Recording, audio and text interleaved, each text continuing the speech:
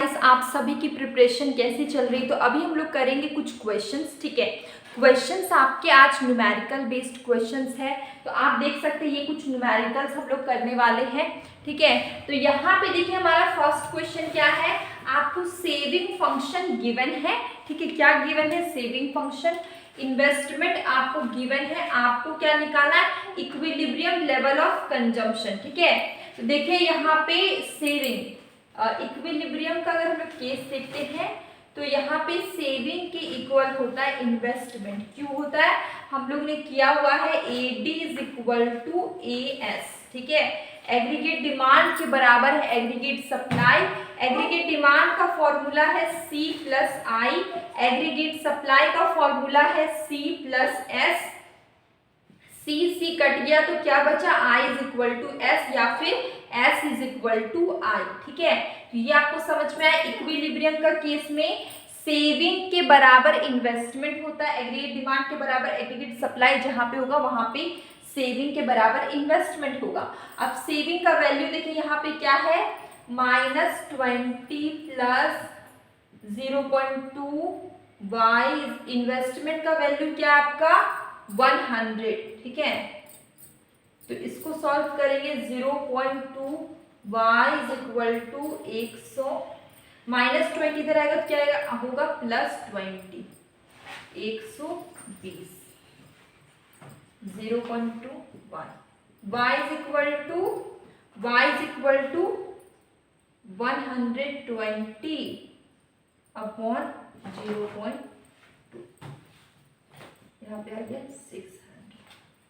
यहाँ पे क्या पूछा गया? Equilibrium level of consumption. हमारा क्या आया? y आया, y इज इक्वल टू 600, ठीक है। अब हमें क्या करना है? देखिए C plus S is equal to y, ठीक है। C प्लस S या फिर हम लिख सकते हैं C प्लस I भी लिख सकते हैं। यहाँ पे हम लोग लिखेंगे C plus I is equal to y।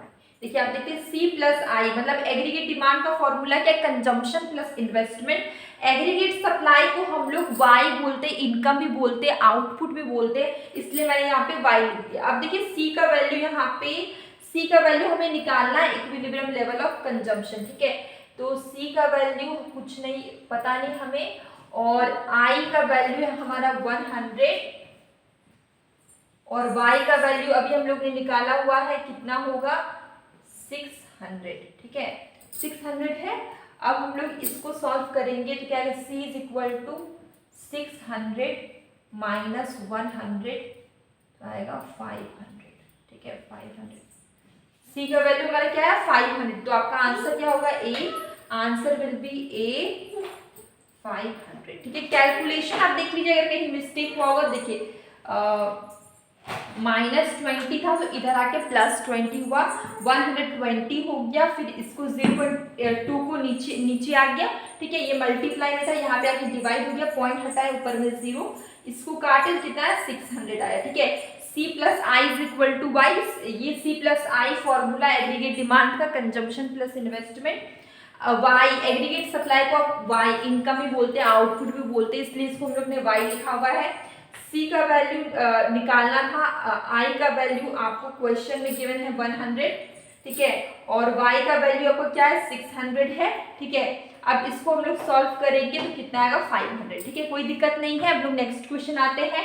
Question क्या? In a regression of a dependent variable on intercept, ठीक है, इंटरसेप्ट है, और k other independent variable using n observations what are respectively numerator और डेनोमिनेटर डिग्री ऑफ फ्रीडम, ठीक है। आपको बताया न्यूमरेटर और denominator degree of freedom F test का, ठीक है। एफ टेस्ट आपका क्या? ओवरऑल सिग्निफिकेंस है ऑफ द रिग्रेशन। तो देखिए यहाँ पे मैंने कुछ लिखा हुआ है, ठीक है, एक्सप्लेनेशन आपका आंसर, ठीक है। Degree of freedom in a multiple regression model, ठीक है। ये क्या? ओवरऑल सिग्निफिकेंस को ही बोलते हैं मल्टीपल रिग्रेशन, ठीक है। क्या है आपका? n-k-1 होगा, वेयर देखिए नंबर ऑफ इंडिपेंडेंट और एक्सप्लेनेटरी वेरिएबल, जहां पे देख सकते टोटल नंबर ऑफ ऑब्जर्वेशन है and more variables are added this statistical power reduce. ठीक है, जैसे जैसे ज्यादा वेरिएबल ऐड होगा आपका स्टैटिस्टिकल पावर है वो क्या होगा, रिड्यूस होगा। ठीक है, तो हम लोग ने देखा n-k-1, ये आपका डिग्री ऑफ फ्रीडम मतलब फॉर्मूला है आपका किसका, एफ टेस्ट का। ठीक है, एफ टेस्ट का, तो इसका आंसर होगा आपका A, answer will be A, k-1 और n-k। ठीक है, तो ये आपका क्या है, वैल्यू है न्यूमरेटर और डेनोमिनेटर का। यहाँ पर ही मैंने देख सकते हैं फॉर्मूला आपको लिखा हुआ है मल्टीपल रिग्रेशन मॉडल का, n-k-1। ठीक है, क्या है, n-k-1, इसलिए इसका फॉर्मूला क्या होगा, k-1 और n-k। तो आंसर विल बी,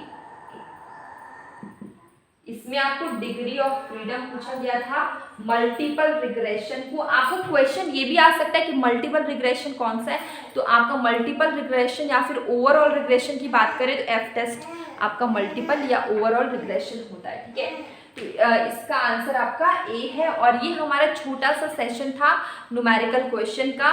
तो अब हम मिलेंगे कल एक न्यू वीडियो में।